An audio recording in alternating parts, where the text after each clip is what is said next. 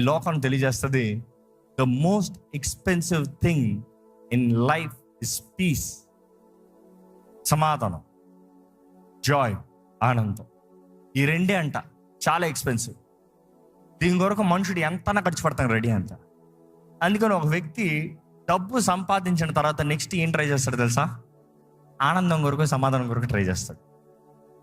డబ్బు ఉన్నవాడు ఎవడైనా సరే చూడండి, ఆనందం కొరకు, డబ్బు, సమాధానం కొరకు ఎంతనా ఖర్చు పెడతాడు.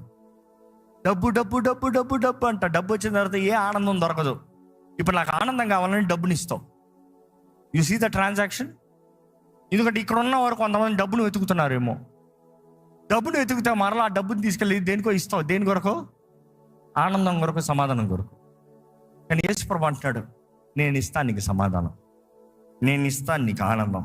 దేవుని అక్కడ చూస్తే యెషయా 61:10 చాలా చక్కగా ఉంటుందండి.